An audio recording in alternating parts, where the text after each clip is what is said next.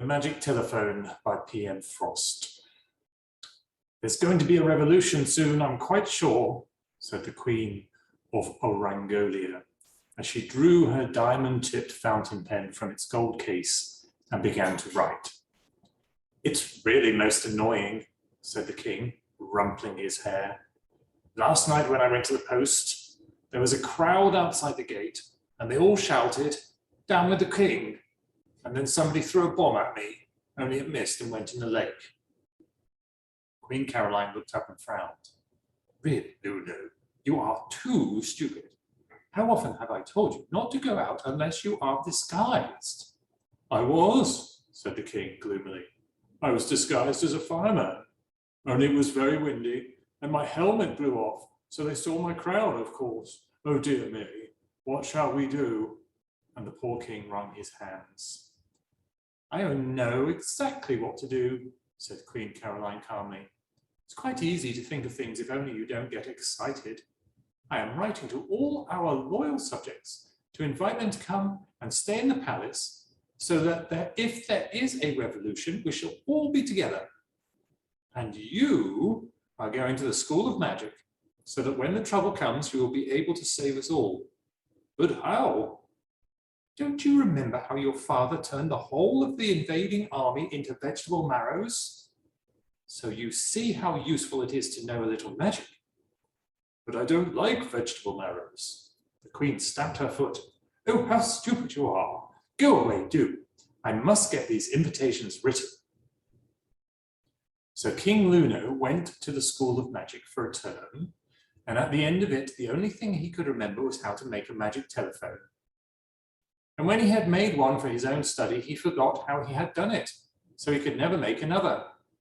As soon as it was finished, the King called the Queen, the Prime Minister, and all the courtiers in to see it. How does it work? Asked the Queen. Well, you look up the person you want to see in this book, explained the King, who was awfully pleased at having done something clever at last. And then you ask for their number, and then somebody says, you're through, and you are, right through into the other person's house. The Queen spent the rest of the day paying surprise visits to her relations, and she enjoyed it so much that she forgot to be cross with the King for not learning something that would be more useful in a revolution. And the next day, the Prime Minister and the courtiers tried it. There were two drawbacks to it. One was that wherever they went to, they had to come back by tram or train because the people they went to had no magic telephones to come back by. And another was that it was so awkward when they got a wrong number. Some people they called on by mistake were very annoyed about it. The Prime Minister tried to ring up his cousin, the Duke of Plumford, and found himself in a shepherd's hut in the north of Scotland. It took him a week to get back to Orangolia. The Lord Chamberlain was even more unfortunate because he was mistaken for a burglar and was in prison for a month before the King heard about it and had him set free. The only person in the palace who was not allowed to use the telephone was the little Princess Mayflower. She was much too young to come back by train or tram by herself, so the study door was always locked when the room was not in use, and everybody in the palace except the little princess knew that the key was kept under the mat. But one day, the King forgot to put it back, and as soon as the princess saw it in the lock, she made up her mind to go in and look what it was that she was not supposed to see.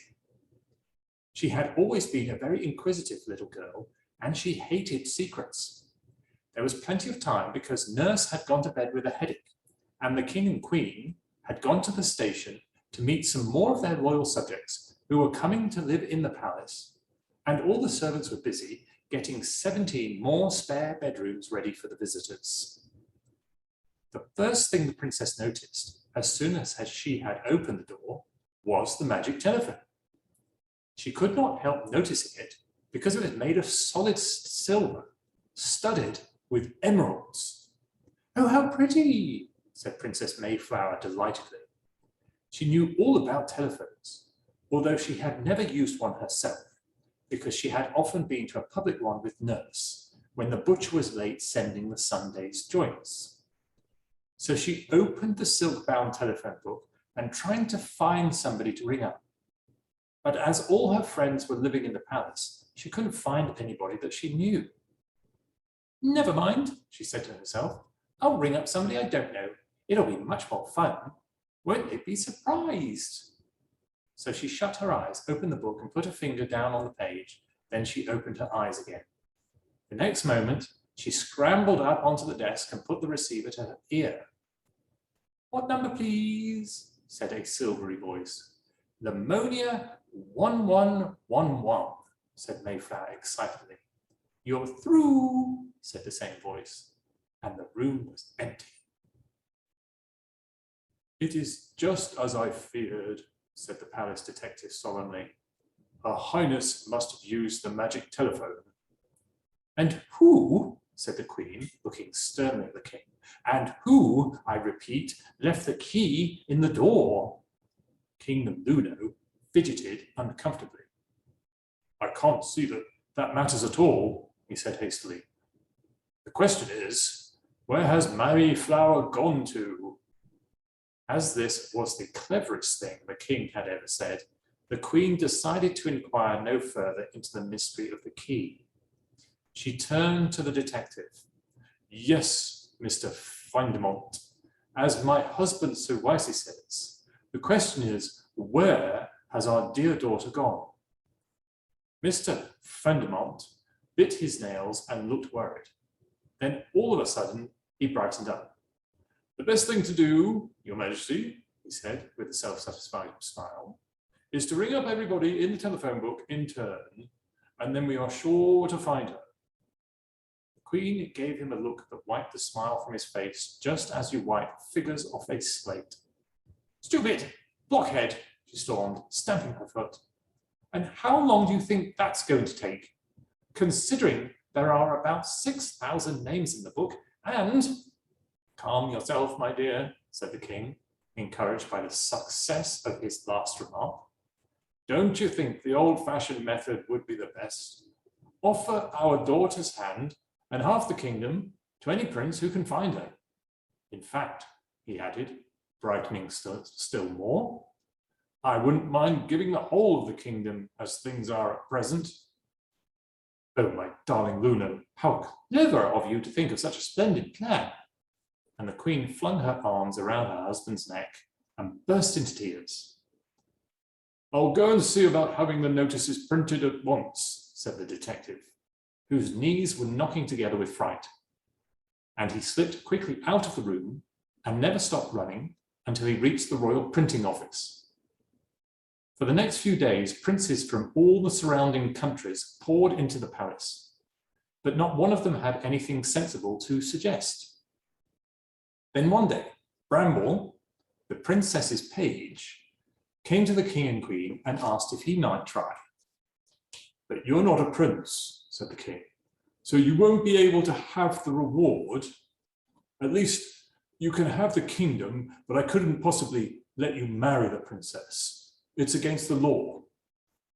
I am a prince, really, said Bramble. My father and mother died when I was a baby, and a wicked magician called Mervo turned all the people of my country into lemon trees. My nurse, who is the prince's nurse too, hid with me in a cave, and as soon as it was dark, she brought me to this country in a rowing boat. Oh, if that's the case, you can marry the princess tomorrow. That is, of course, if you can find her, said the King, and looked more cheerful. After all, Bramble was a bright lad, and all the other princes had seemed extremely stupid. And he would much rather have Bramble for a son-in-law than that cross-eyed Prince Jasper. May I go into the study, Your Majesty? The princess may be in danger and... Oh, certainly, certainly, said the King, giving such a start that his spectacles fell off.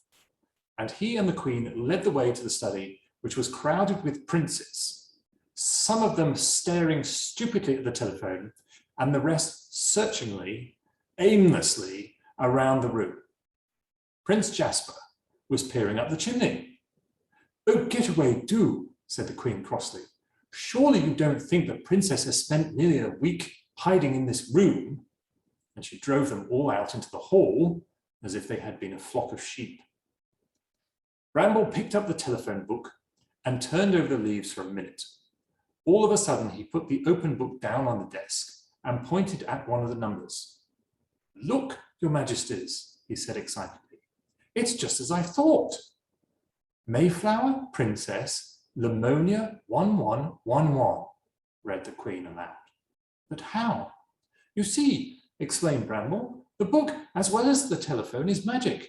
And as soon as anybody goes to live somewhere else, as long as there is a telephone there, of course, their new number appears in the book." The King and Queen were too astonished to speak, and Bramble picked up the receiver. "What number, please?" said the silvery voice. "Lamonia 1111, said Bramble, slowly and distinctly. There must be no danger of a wrong number.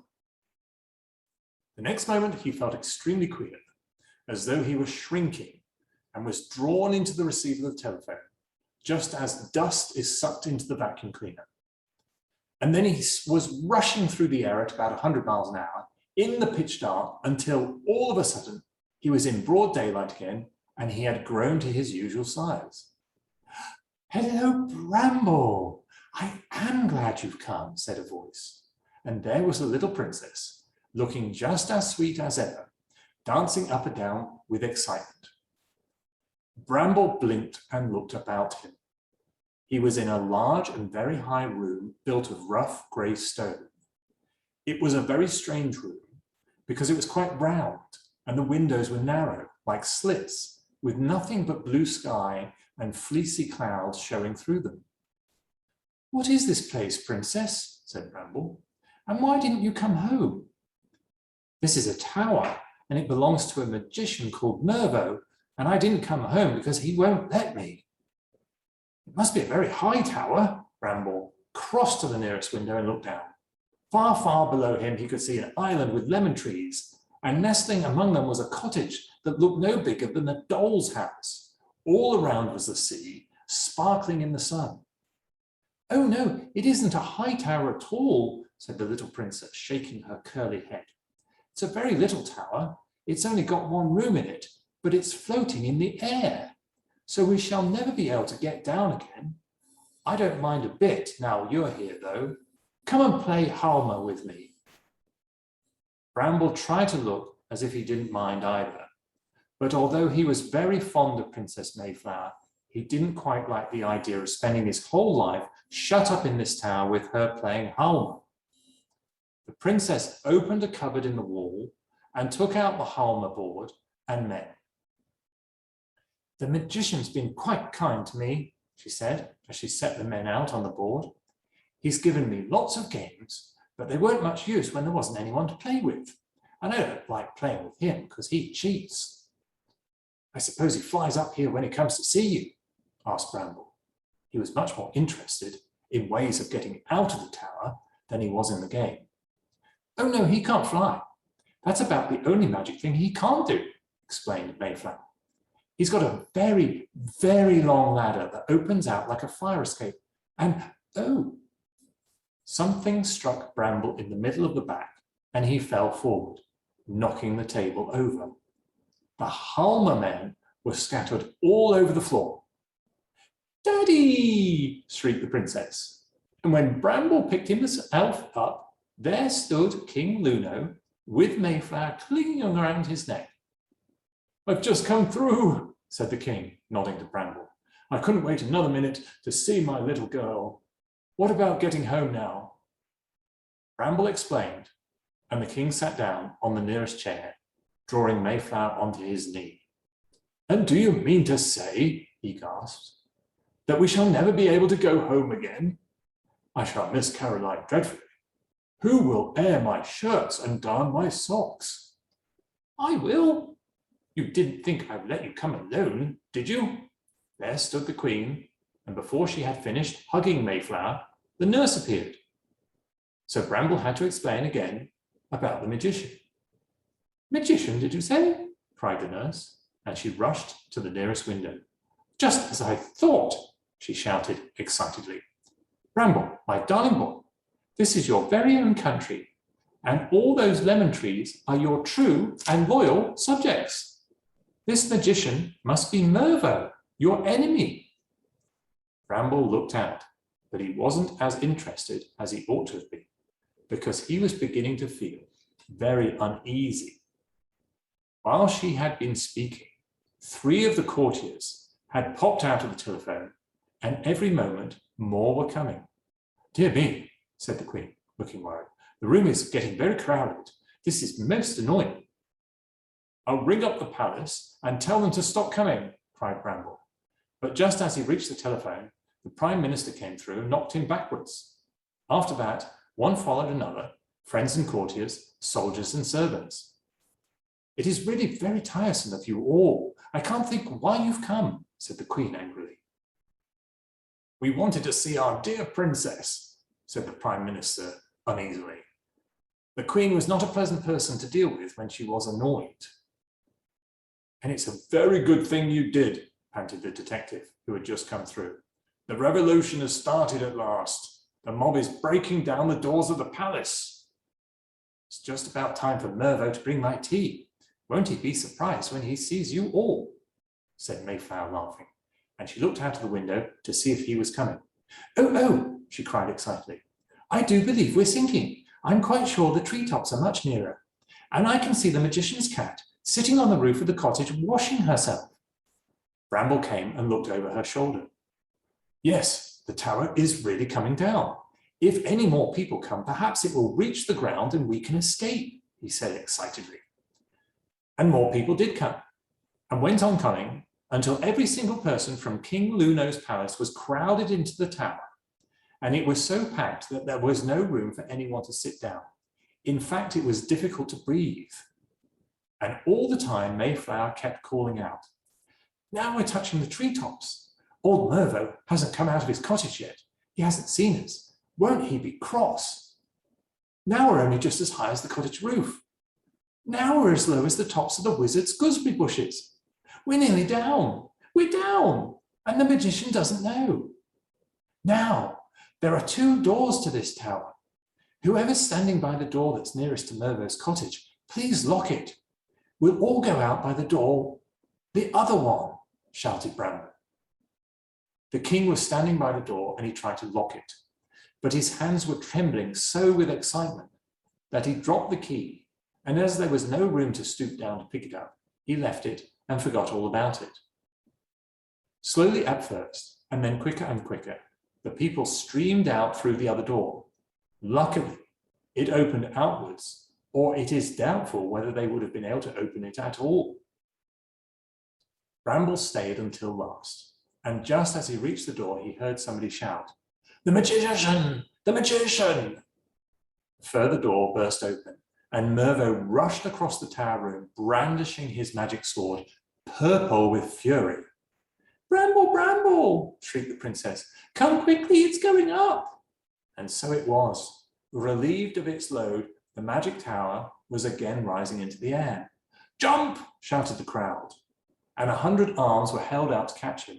He jumped and landed right in the middle of a gooseberry bush, which, although it entirely broke his fall, filled him uncomfortably full of prickles. By this time, the tower was as high as the treetops. "Will you catch me if I jump?" shrieked Mervaux, as he stood trembling in the open doorway of the tower. "No!" shouted the crowd. "Then take that!" shrieked the magician, and he threw his sword at Bramble with all his force. Bramble was so busy picking himself out of the gooseberry bush that he didn't see it coming, but the nurse did and dragged him out of the way just in time. It missed his head by a couple of inches and fell into the middle of the bush. "And if you don't promise to do exactly what we want you to, we won't bring you any food or anything. Do you surrender?" shouted Bramble. "No, I won't," shrieked Mervaux angrily. But by this time the tower was so high up that it sounded just like a whisper. Higher and higher went the tower until it looked no bigger than a pencil box. "Can I have some lemonade, nurse?" said Mayflower. And immediately a general move was made for the lemon trees. Looking up with your mouth open not only gives you a stiff neck, but makes you very thirsty. Certainly not, Your Highness, thundered the nurse. Didn't you hear me say that those lemon trees were all people? I'm quite sure it would hurt them dreadfully to pick the lemons. How can you be so cruel as to even think of such a thing? Whereupon, everybody looked very disappointed. But there are lots of gooseberries, said Bramble, removing a few from his curly hair and trying to pick some of the thorns out of his hands. When they had all eaten as many gooseberries as they wanted, the servants and the soldiers set to work and made huts from branches of trees, which they cut down with Mervau's magic sword. The magician's cottage was not nearly big enough to hold everybody, so the ladies slept in the cottage, lying on the floor in rows, and the men slept in the huts. The king and Bramble had one hut to themselves, and in the middle of the night, Luna confessed about leaving the tower door unlocked. Never mind, Your Majesty, said Bramble comfortingly. It's ever so much better as it is. As a matter of fact, you've saved us all from being turned into lemon trees. Why can't he turn us into lemon trees now? Asked the king. Because Mervau can't do any magic without his magic wand and potions and things, and they're all in the cottage. At least, that's what Nurse told me. And the next day, the king went about telling all the people how he had saved them until everybody was thoroughly tired of him. And the next evening, as they all sat around their campfires eating their suppers of crabs and crayfish that they had found on the seashore, Bramble looked up at the tower and saw a white handkerchief tied to a stick waving from one of the windows. At least it looked like a handkerchief tied to a stick, but it was really a sheet fastened to a curtain pole. A flag of truce, he cried, jumping to his feet. The next moment, a piece of paper wrapped around a paperweight fell at his feet. He picked it up and read it aloud. I surrender. I will do whatever you want.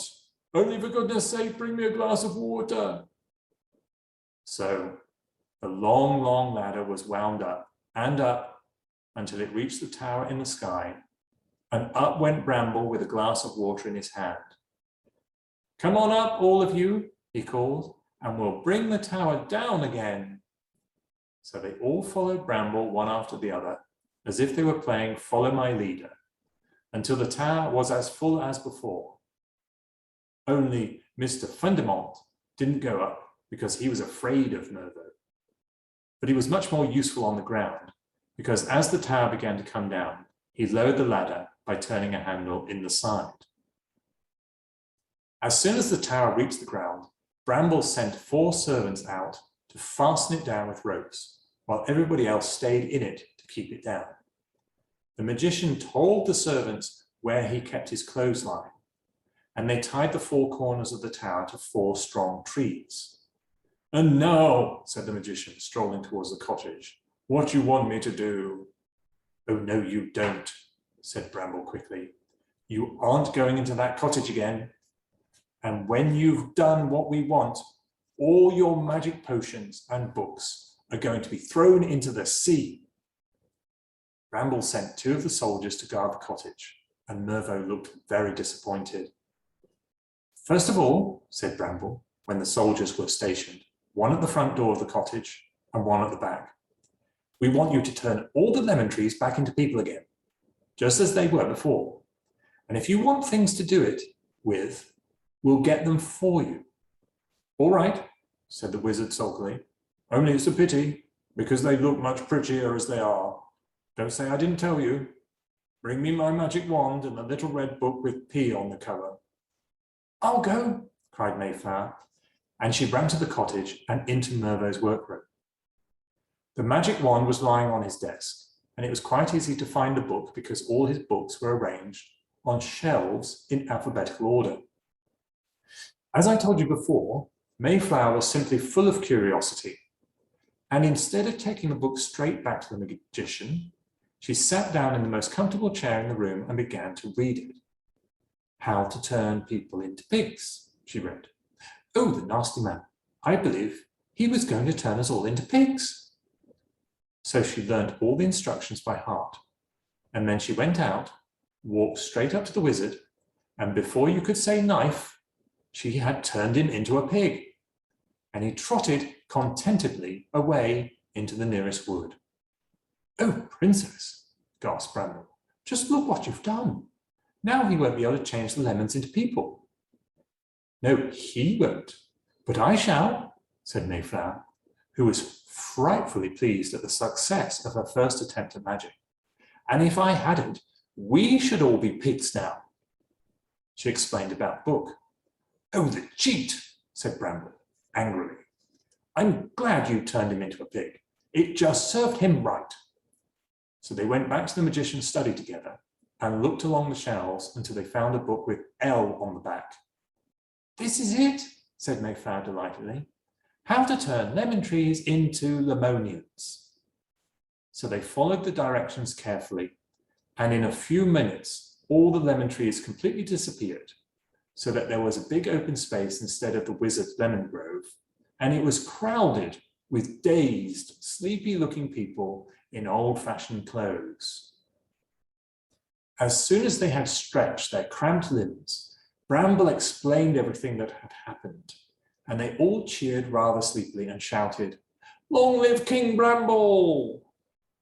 After that, they set to work to rebuild the houses, which were all in ruins, overgrown with ferns and grass. And the Orangolians built some for themselves, so that in a few months there was a town around the wizard's tower, which had been enlarged so that King Luno, Queen Caroline, Mayflower, and Bramble could all live in it with the nurse to look after them. They decided that it would be best for King Luno to rule the country as Bramble was so young, but as soon as he was old enough, he married Mayflower, and they became king and queen of the island of Lemonia. King Luno and Queen Caroline retired and lived in a little cottage by the sea and thoroughly enjoyed themselves. And when King Luno was an old man, he used to sit at the cottage door in the cool of the evening and tell his grandchildren the story of how he made the wonderful telephone that brought them all safely to this beautiful country, and how it was through his cleverness in leaving the door unlocked that the wicked magician was caught. The end.